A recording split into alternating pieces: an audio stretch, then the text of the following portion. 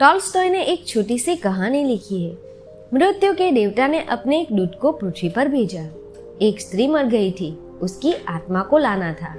देवदूत आया लेकिन चिंता में पड़ गया क्योंकि 3 छोटी छोटी लड़कियां जुड़वा, एक अभी भी उस मृत स्त्री के स्तन से लगी है, एक चीख रही है, पुकार रही है, एक रोते रोते सो गई है। उसके आंसू उसकी आंखों के पास सूख गए हैं। 3 छोटी जुड़वा बच्चियां और स्त्री मर गई है और कोई देखने वाला भी नहीं है। पति पहले से मर चुका है, परिवार में और कोई भी नहीं है। इन 3 छोटी बच्चियों का क्या होगा? उस देवदूत को यह ख्याल आ गया तो वह खाली हाथ वापस लौट गया।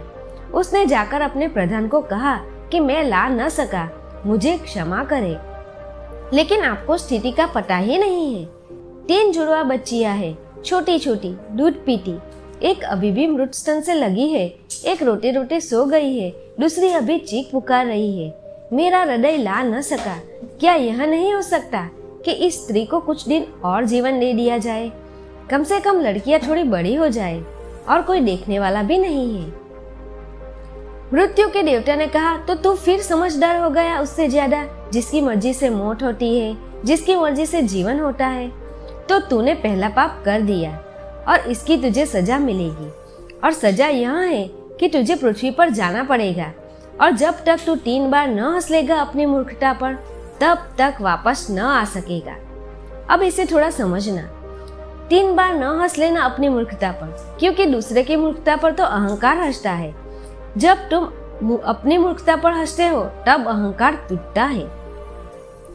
देवदूत को लगा नहीं, वह राजी हो गया दंड भोगने को, लेकिन फिर भी उसे लगा कि सही तो मैं ही हूँ, हंसने का मौका कैसे आएगा। उसे जमीन पर फेंक दिया गया। एक चमार सर्दियों के दिन करीब आ रहे थे और अपने बच्चों के लिए कोट और कंबल खरीदने शहर गया था, कुछ रुपये इकट्ठे करके। जब वह शहर जा रहा था तो उसने राह के किनारे एक नंगे आदमी को पड़े हुए ठिठुरते हुए देखा। यह नंगा आदमी वही देवदूत थे जो पृथ्वी पर फेंक दिया गया था। उस चमार को दया आ गई और बजाय अपने बच्चों के लिए कपड़े खरीदने के, उसने उस आदमी के लिए कंबल और कपड़े खरीद लिए।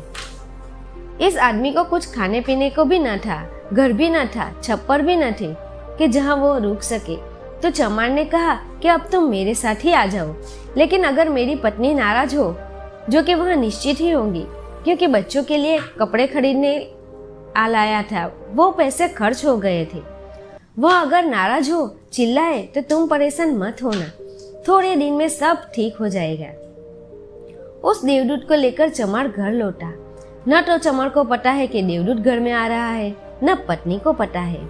जैसे ही देवदूत को लेकर चमार घर में पहुंचा, पत्नी एकदम पागल हो गई, बहुत नाराज हुई, बहुत चीखी चिल्लाई और देवदूत पहली दफा हंसा।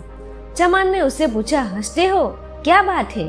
उसने कहा, मैं जब 3 बार हंस लूंगा तब बता दूंगा। देवदूत हंसा पहली बार क्योंकि उसने देखा कि इसकी पत्नी को पता ही नहीं कि चमार देवदूत को घर में ले आया है, जिसके घर में आते ही घर में हंसर हो खुशियां आ जाएगी। लेकिन आदमी देखी कितनी दूर का सकता है। पत्नी तो उतना ही देख पा रही थी कि एक कंबल और बच्चों के कपड़े नहीं बचे। जो खो गया है वह देख पा रही है, जो मिला है उसका उसे अंदाज ही नहीं है, वो भी मुफ्त। घर में देवदूत आ गया है, जिसके आते ही हजारों खुशियों के द्वार खुल जाएंगे। तो देवदूत हंसा, उसे लगा अपनी मूर्खता, क्योंकि यह पत्नी भी नहीं देख पा रही है कि क्या घट रहा है। जल्दी ही, क्योंकि वह देवदूत था, 7 दिन में ही उसने चमार का सब काम सीख लिया। उसके जूते इतने प्रसिद्ध हो गए कि चमार महीनों के भीतर धनी होने लगा। आधा साल होते होते ही उसकी ख्याति सारे लोक में पहुंच गई कि उसके जैसा जूता बनाने वाला और कोई भी नहीं, क्योंकि वह जूते देवदूत बनाता था। सम्राटों के जूते वहां बनने लगे, धन अपरंपार बरसने लगा। एक दिन सम्राट का आदमी आया और उसने कहा कि यह चमड़ा बहुत कीमती है, आसानी से नहीं मिलता, कोई भूलचूक नहीं करना, जूते ठीक से बनाना, क्योंकि ध्यान रखना जूते बनाने हैं, स्लीपर नहीं। क्योंकि रूस में जब कोई आदमी मर जाता है तब उसको स्लीपर पहनाकर मरघट तक ले जाते हैं। चमार ने भी देवदूत को कहा कि स्लीपर मत बना देना, जूते बनाना है, स्पष्ट आज्ञा है। और चमड़ा इतना ही है, अगर गड़बड़ हो गई तो हम मुसीबत में फंसेंगे। लेकिन फिर भी देवदूत ने स्लीपर ही बनाए। जब चमार ने देखा कि स्लीपर बने हैं तो वह क्रोध से आग बबूला हो गया।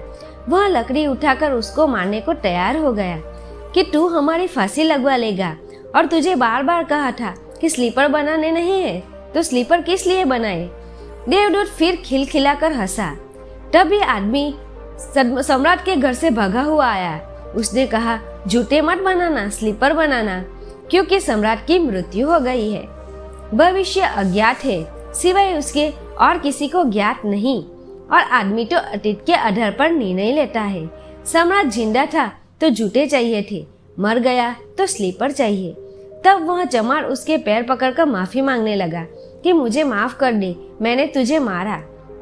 पर उसने कहा, कोई हर्ज नहीं, मैं अपना दंड भोग रहा हूँ। लेकिन वह हंसा आज दोबारा। चमार ने फिर पूछा कि हंसी का कारण क्या है। उसने कहा कि जब मैं 3 बार हंस लूं फिर बताऊंगा। दोबारा हंसा इसलिए कि भविष्य हमें ज्ञात नहीं है, इसलिए हम आकांक्षाएं करते हैं जो कि व्यर्थ है। हम अभिप्साएं करते हैं जो कि कभी पूरी न होंगी। हम मांगते हैं जो कभी नहीं घटेगा, क्योंकि कुछ और ही घटना तय है। हमसे बिना पूछे हमारी नियति घूम रही है और हम व्यर्थ ही बीच में शोरगुल मचाते हैं। चाहिए स्लीपर और हम जूते बनवाते हैं। मरने का वक्त करीब आ रहा है और जिंदगी का हम आयोजन करते हैं।